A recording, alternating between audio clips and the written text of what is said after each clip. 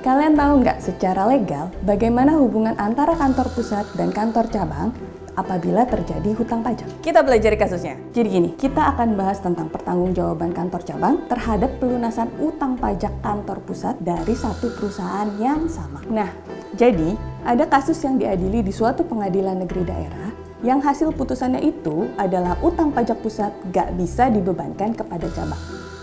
Gimana? Udah mulai heran?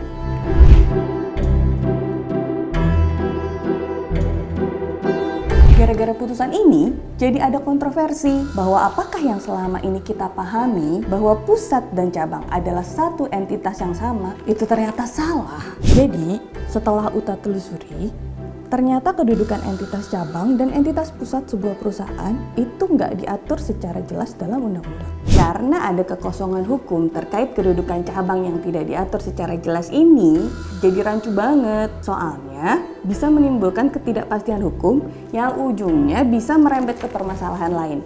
Dalam kasus ini, urusan penagihan pajak. Nah, pasti udah pada tahu kan?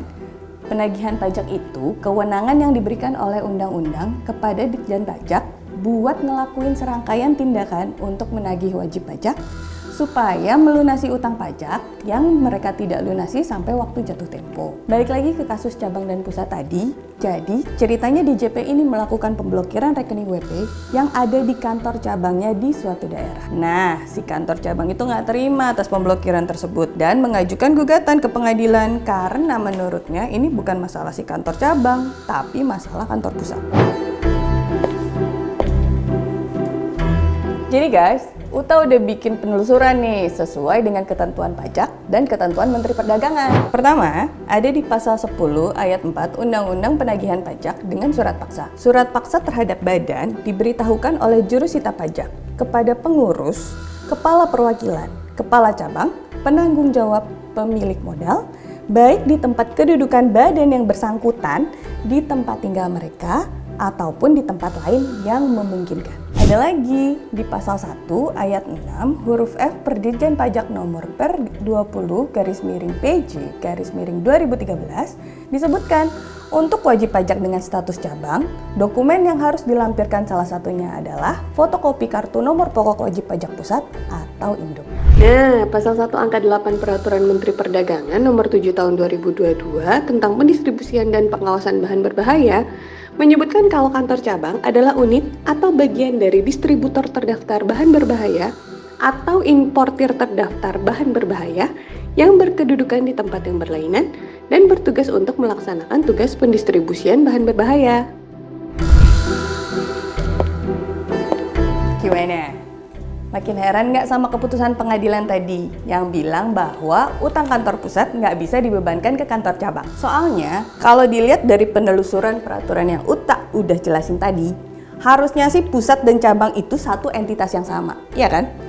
Soalnya tugas kantor cabang adalah melaksanakan sebagian tugas dari kantor pusatnya. Ini kata peraturan Menteri Perdagangan loh. Nah, kalau di perpajakan sendiri, ketika cabang akan mendaftar NPWP, maka dokumen identitas pengenal cabang yang akan didaftarkan itu sebenarnya dokumen-dokumennya kantor pusat. Misalnya, akta pendirian pusat dan NPWP kantor pusat. Jadi kesimpulannya, mau itu aturan dari Menteri Perdagangan atau peraturan di bidang perpajakan, keduanya menegaskan bahwa keberadaan kantor cabang merupakan unit dari perusahaan pusat dan bertugas melakukan tugas dari pusat. Terus kenapa ya hakim malah memutuskan utang kantor pusat itu nggak bisa dibebankan ke kantor cabang? Bukankah pusat dan cabang adalah entitas yang sama?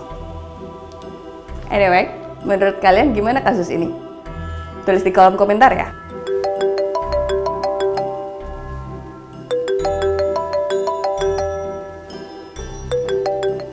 Halo? Halo Tak, lu di mana? Ada kasus baru nih? Hah?